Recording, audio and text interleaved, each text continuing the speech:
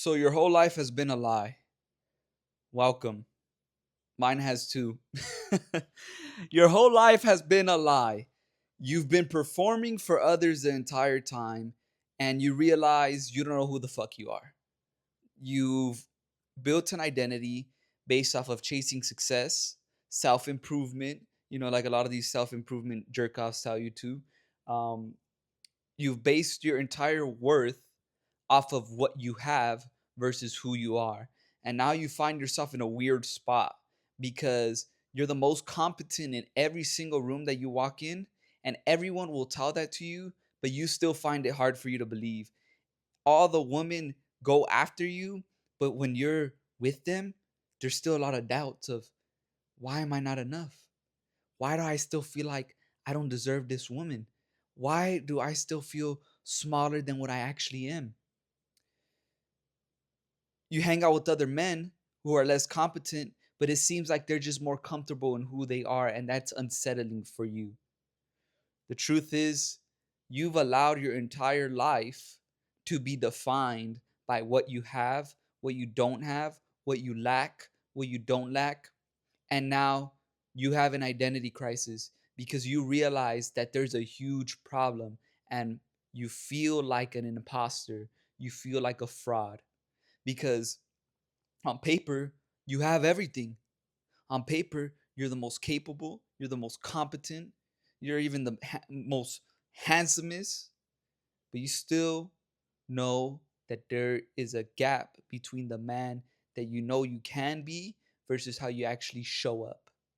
There's a unsettling feeling that you carry that you're still not living up to your quote unquote potential.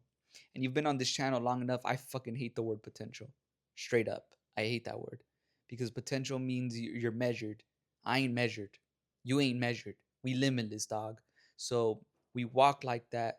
Therefore, we're able to break past whatever we're at, transcend who we are, this version of ourselves today. And when you're living in this gap, an identity lag, an imposter syndrome, as they call it, it is the most unsettling feeling ever because you feel crazy, but you're not crazy, my friend. Everything about you, everything you feel about yourself is right. You don't feel like enough. You aren't enough. Why? Because you've allowed your entire identity to be defined by life. You've been getting fucked by life your entire time. You thought you were on top. Really, you was on bottom, the entire time. And you're the only one who didn't know that. But, you know, I'm practical, and I'll tell you, this takes a lot of work for you to actually close this gap between of who you are and how you're showing up and how you've been defined by life this entire time, because quite frankly, we live in a very carnal society. We live in a society that tells you, if you're a man, that you must produce. If you don't produce, you ain't worth shit. Let's be frank. If you ain't a millionaire, you can't get a woman. If you ain't rich, I mean, if you don't have a six pack abs, you can't get a woman. If you don't have this, you can't have this, you can't have that. The reason I harken on the woman point is because a lot of men, their foundation is built off of chasing women, chasing status, people pleasing, men pleasing, you know even performing for God. We could even go there. A lot of men perform for God, you know and a lot of times in this carnal society, we have to understand that they're going to put carnal solutions in front of you to close the gap between of how you feel and how you're actually showing up. No success, no achievement, no, nothing you chase in this physical reality will ever fill that gap into you fill that gap. And it's going to take a lot of healing. It's going to take a lot of self-reflection. It's going to take a lot of examination. It's going to take a lot of recognition, because like I said, people will compliment you, and you can't accept the compliment. You feel like it's like a shock to you. It's like a shock to your system to say like, oh shit, I'm actually that guy. Because you accepting that would kill your entire drive, would kill your entire identity. Right now, you're the man who's built his entire life off of lack, off of insecurity, off of what you don't have. And this has made you very powerful. It's made you very competent, but it's also left you very blinded to your own insecurities. You go fill your new your insecurity with the new toy, with the new woman, with multiple women, with new businesses, with overworking, whatever it is, whatever your cope is, we're no different than the man who's stuck on drugs. Now he has a much worse vice, but when you're overworking, when you're constantly restless, when you still feel like nothing is ever enough, we're in the same hole. We're in the same hole. But see, it's even worse for us because, and I've been there twice in my life, it's even worse for us because we say to ourselves, we have everything. Why don't I still feel happy? Why don't I still feel at peace with who I am? Everybody else around me tells me how good I have it, how blessed I am, but I still don't feel that way. And a lot of men, they like to discard emotions. They like to say, oh, well, you're just being bitch. Fuck that, bro. I'm not just trying to be him. I am him, but I also want to feel like him. You know what I'm saying? And there's nothing in this physical world that will make you feel like him besides you choosing to feel like him. That's the catch 22. That's the paradox. You have allowed your life to be defined by other people this entire time. And now you sit on the top of the mountain asking yourself, I've conquered every single mountain and I still feel like a fucking fraud. I still don't understand why nothing is ever enough. You project that shit to other people. You may even, project it to your family, to your kids. I've seen it happen. I've seen it happen, you know? Lack, anytime you feel lack, that's a lack within, a lack with who you are and why you don't feel like the man that you know you can be. And again, I've been pointing it out video, it's because you haven't chosen. But what does actually choosing look like? It's defining how you want to show up. It's defining, what is the best version of me actually look like? What does the highest version of me actually look like? And choosing to act out of that version every single day. Every single day. For me, I follow Christ. I follow the Most High and His Son. So my example is Christ.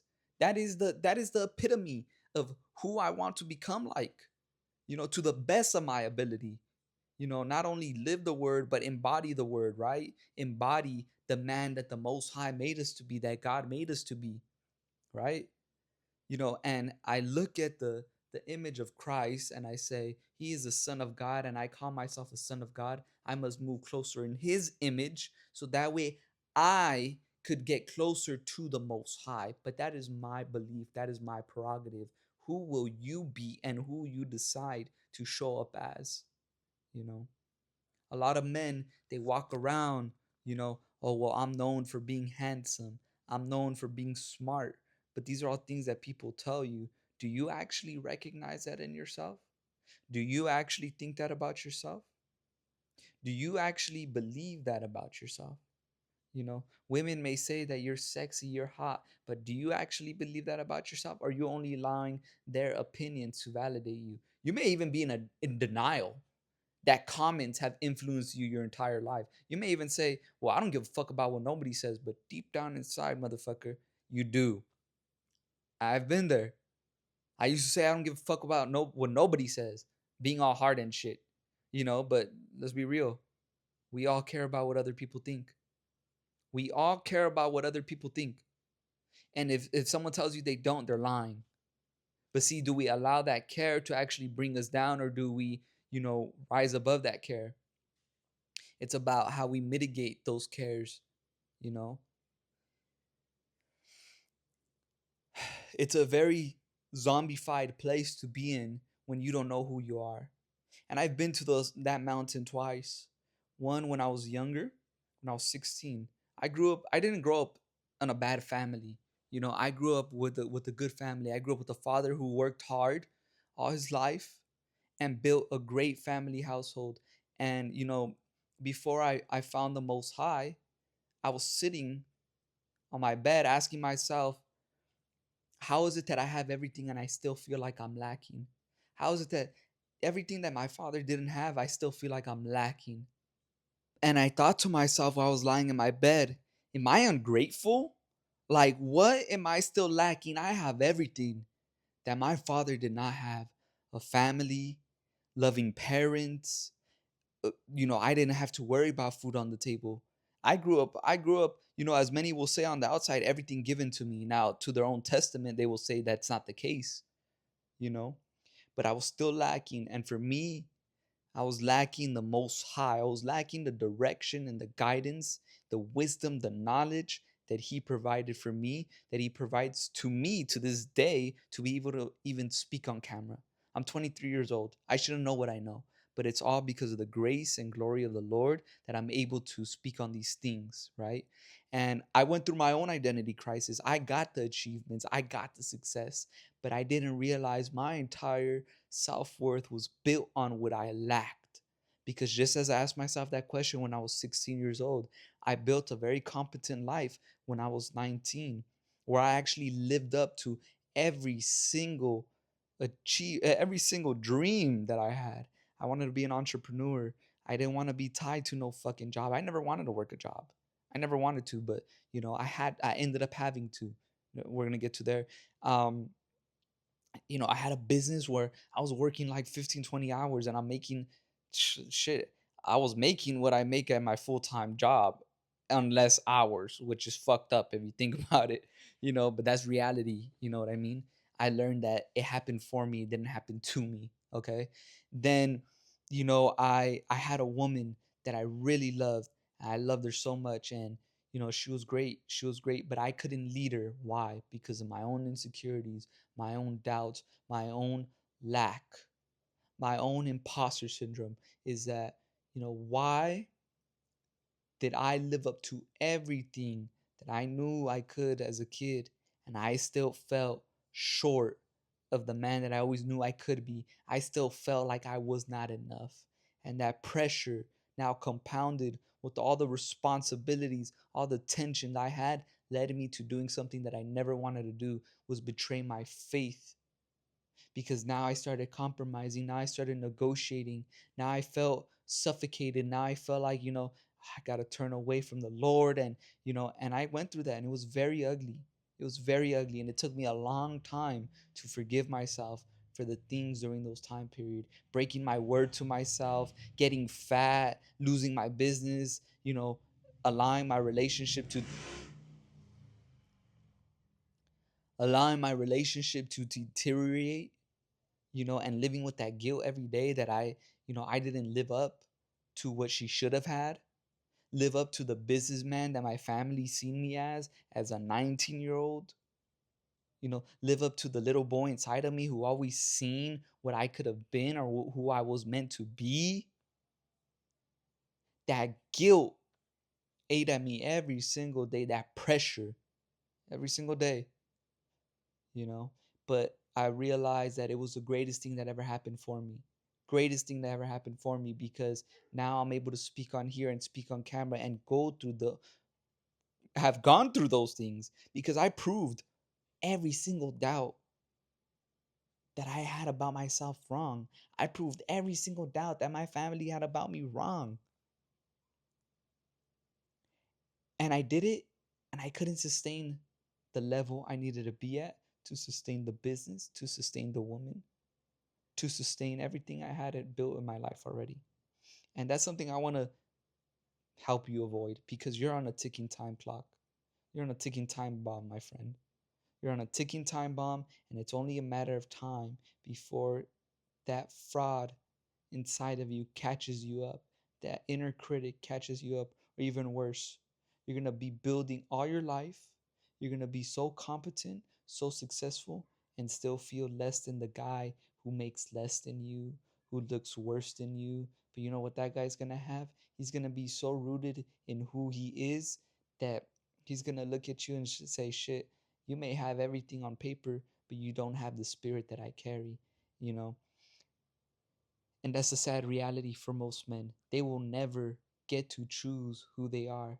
This life is a video game, and we get to be the men that we want to be. But it all starts with permission. It starts with recognizing who the Most High made you to be and accepting all parts of you. so we can become perfect and entire, lacking nothing. That's a shout out to James 1 and 4. So if you guys like the video, go ahead and leave your comments. I have an ebook down below. You're a man who betrays himself. I go over the entire mechanism of you not being able to keep your word, you feeling misaligned, and how your entire identity is you are the man who betrays himself. Okay. I also have a mentorship program coming out soon where I will be helping you personally find your own identity gap, find exactly where you're lacking and where you may have some hidden traumas that are not really allowing you to become the man that you say you want to be, and even really getting particular with you and really definitive with you and figuring out who you want to be. you know this work is very honest, it's very healing, and it's very fucking uncomfortable. Very uncomfortable. Healing is very uncomfortable. I also will have an ebook before that program launches coming out. If you want to book a call with me down below, go ahead, hit the calendar link. We could get that set up so we can start working one on one and get you exactly where you want to be, where you actually feel like that fucking guy instead of, performing and pretending you're like that guy. You know what I mean? So, with that being said, peace and blessings.